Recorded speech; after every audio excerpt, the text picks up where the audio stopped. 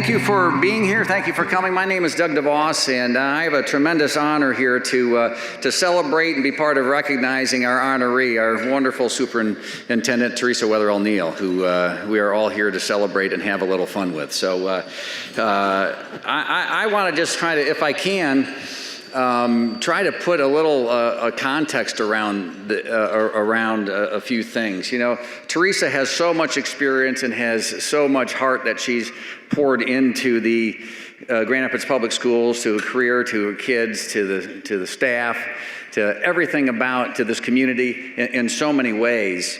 And I've been a lucky person because I've been able to be a part of many of those things along the way. It started, my relationship started over 25 years ago, almost 30 years ago. There was an issue with athletic funding at the time, and there was I was asked to kind of dive in and help with pay to play. And I thought, yeah, we can do that. This will be easy. This will be easy. I think Mel Atkins is still laughing at me. So we were trying to get together and raise a little money. One of the first ideas we had, as I recall, was a turkey trot. We were going to get together, have a 5K race, right, Teresa? We were raising money. And, Thanksgiving morning, before everybody had a time with their family, we were going to get together and do this race. And it sounded like a great idea. And I thought, I can do that. It's 25 years ago. I'm like, I can do that. And so I remember going on, we were doing some promotion. I actually went on the news and was able to talk about it a little bit. Somebody had interviewed me, and they said, by the way, the last question, by the way, should they go to the north entrance or the south entrance to the park? And I had no idea which entrance they should go to. So I picked one, and I got it wrong. And that was just the beginning of my problems with this event. So I had thought I would be prepared for it because I was younger then, but I wasn't. I didn't do any, it's a 5K, right? You would think you could do that. Well, I didn't do anything to prepare for it. And in fact, I probably stayed out too late with friends the night before. I didn't have running shoes. I didn't have anything. And as I was going there, I had recruited a few friends to go with me. And I said, we can do this, right? What do you do? He goes, no problem. I said, I haven't trained. He said, no problem. Just keep yourself to 7-minute miles. It'll be easy. And he was a track runner at Michigan State. And I said, in my life, if I was running 1 mile, I couldn't do it in 7 minutes. You're crazy. What are you talking about? So anyway, we went out and started running a little bit. And old basketball shoes are not the things you want to have when you're doing this. And so pretty early on, I knew that I wasn't going to make it. And I thought we had just started and people were already turned the corner or on their way back. And I said, well, hopefully it's corners here pretty soon. And it wasn't. I finished with the fast walking group. And they were all encouraging me. Come on, you can do it. Come on, you can make it. Come on, keep going, keep going. And I was like, so that was my start with this. But I thought, okay, this will be easy. We'll raise a little money. We'll do that. I said, well, we should do it again next year. Okay, well, now we're kind of into the routine a little bit. So how are we going to do it? We'll do another turkey trot, but we can do something else. Well, that's when it gets together with the macro tournament, right? Now I'm getting more nervous and trying to say, well, how do we engage a few other people here? So Casey Wonderjim, bless his heart, he helped me out to try to be into fundraising without getting into trouble and to do it the right way. And then to put these events on, we were trying to get folks together. And who else would you go to but Peter Secchia? So Peter and Joan have been connected with this from the beginning. And if you want to execute an event in Grand Rapids and get it done right, talk to Peter Secchia. He's been doing it his whole life. And there you go. And all I can think of when I think about as I go through these stories is Teresa, when she probably first met me, went, who is this knucklehead? He really doesn't know what he's doing, and I didn't. But you still put up with me anyway.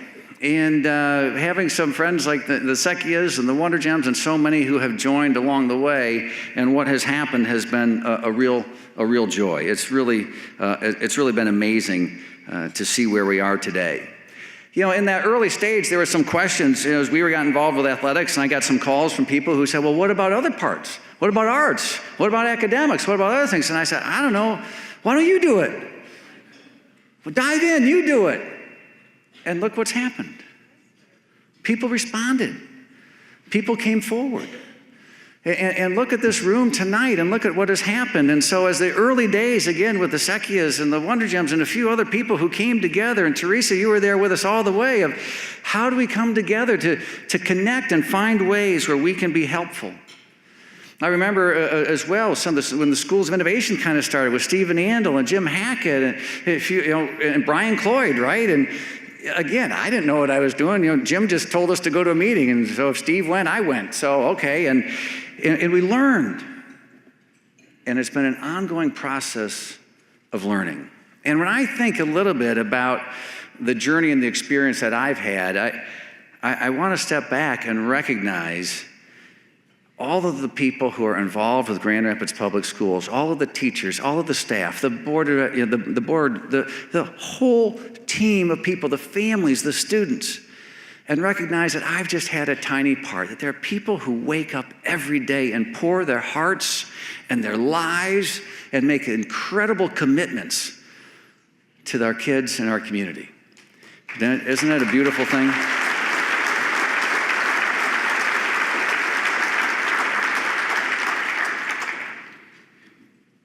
And throughout that journey, there's been this incredible woman who has taken it to the next level, from early starts and kind of fumbling around to where early on, as Teresa became the interim superintendent, then became the superintendent, it was pretty easy to see she was a special and wonderful lady.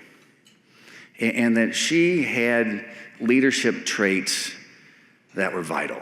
Leading a public institution is not easy. And when any of us are connected, all of you in the community, you connect, you see that leadership role is tough because everyone in the community is looking at you. Everyone's watching, and everybody's got an opinion, right? I mean, we are talking to the mayor today, right, Rosa? Everyone's complaining to you about the road work. It's like, wait a minute, not my deal. But it doesn't matter. Everyone's going to complain to you anyway. Sorry about that. So if you're thinking about it, don't do it. She's had enough. Give her a break. But Teresa, you, through those years, and especially when you assumed leadership in the Grand Rapids Public Schools as superintendent, you demonstrated some leadership characteristics that I think are worth celebrating. The first thing that absolutely. I think the first thing that she did was she demonstrated vision. When she started, she had a goal, she had a dream, she had a vision of where to go, what needed to happen, and some early ideas of how to get there. And that was attractive. She wasn't just going to fill a role for a period of time. She was going to strap that school system right to her and say, we're taking this somewhere. She had a vision. And I think many of you would have experiences of being with Teresa and knowing when she talked about that vision, you were attracted to it. You felt part of it. It was something that was going to be important for this community and for our future. And you demonstrated that. And we were fortunate, Maria and I were fortunate in some of the early stages when there was a little bit of the questions of how to get there. When you said to ask these people in the community, we were fortunate to be one of those people to say, we'll sign up. What can we do to help? Because when there's a leader who has vision, it brings people together. Just like this event tonight. You know, the second characteristic that I'm sure maybe her family has more stories about would be determination. Once she sets a goal, get out of the way. Get on board or get out of the way, right? Yeah, that was maybe some phrases you might have used. You know, to watch her take step-by-step actions to go towards that goal, to move forward, to bring people along and adjust along the way. Not everything was perfect, not everything worked, but she was determined to get there. And when she got there or achieved a milestone along the way, she was determined to take the next milestone, to set the next goal, to keep moving the organization forward and keep moving forward in our community. And I think the third thing that I would call out is just her compassion in her heart. Leaders have to have that compassion and that heart. She cared deeply. In every fiber of her being, she cared about those kids. And I love the term, you always said, they're our kids. They weren't just your kids, even though you knew you had a higher level of responsibility and accountability because of your position, but you did it in a way that brought all of us into the party. These are our kids. These are the kids of our community. This is our future. It's not somebody else's, it's us. We're all in this together. And so while you demonstrated vision and determination, it was always the foundation was your heart and your compassion. To say, we can do better. We can do better as a school, we can do better as a community. We can come together and make improvements that need to be made. Teresa, it's just been an honor, and I'm sure many of you have stories, and it's an honor for me to be able to reflect just a few of them. The time that we've had together and that we've seen, and I know you may be transitioning, but you can't get away that easily. All right, we're all going to be having some project that we're going to drag you back in, right, and say, hey, we need you back. We need you to be back and to be part of this. But as we celebrate tonight in a room full of people like this, as we listen to the band this morning, and as we recognize that your leadership skills brought us together, so we could all be part of it. Through the Student Advancement Foundation, through the early foundations, as we joked about a little bit, how it started. But think about how many people have come together. When you think about the board and the names that were up there and the people that have served and the staff that is working and the activities that are going on, and you look at the program that we have and you see all the sponsors that are listed, all the people who have put their money where their mouth is, who have taken action, who have been willing to commit their time and talent and treasure to be part of this movement, this activity, this action, to be doing something in a special way for this community. And we've made great strides. And we've made it because we've had a great leader. So I'd like to ask you all to welcome and recognize and help me thank Teresa Weatherall Neal. Would you, Teresa, come to the stage? I'd like to invite the whole family up to the stage. Can the whole family come up to the stage as well? I'd like to get a photo up here.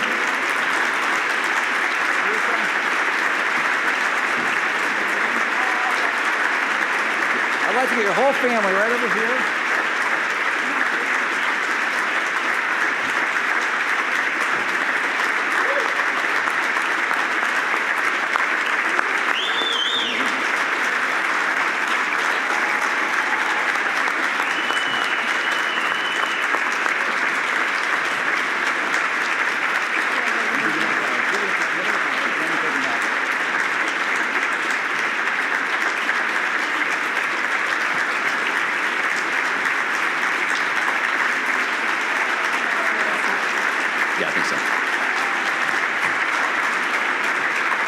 Wait a minute.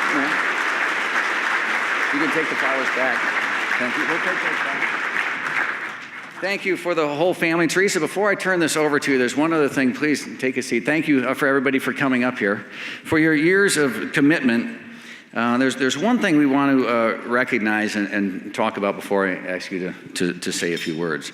One of the funds of the Grand Rapids Student Advancement Foundation is the Principal's Discretionary Fund. And that was started back by Amway in 2011. And this fund was created to address some of the immediate needs of the students and their families. And it was a winter coat or a heating bill or something, whatever it was, that would ensure that the critical needs of some of those students and their families were met. And that if there was a barrier to their achievement and academic success, that there was a fund to be able to kind of just pick out and address those things. So tonight I want to announce that there's been a group of leaders, and the numbers even changed since we started. We got some leaders tonight to bring this number to the amount of money in this fund up to $200,000. So over $200,000 in this fund tonight. And donors were certainly so pleased to give because of your leadership and to be able to be active and to give the funds directly to the staff and the team in the school so that they could take action to help our kids in some of these unique ways. You can't develop a program. Somebody's just got to see it and be able to respond to it. And so if anyone yet tonight wants to add to this fund, that would be great too. Just find us and let us know. We'll sign you up. So we'll keep the fundraising going. But there's something else about it. From this point forward, in recognition of your work and your leadership with the schools. This fund will be named the Teresa Weatherall Neal Principals Discretionary Fund. After you. So Teresa,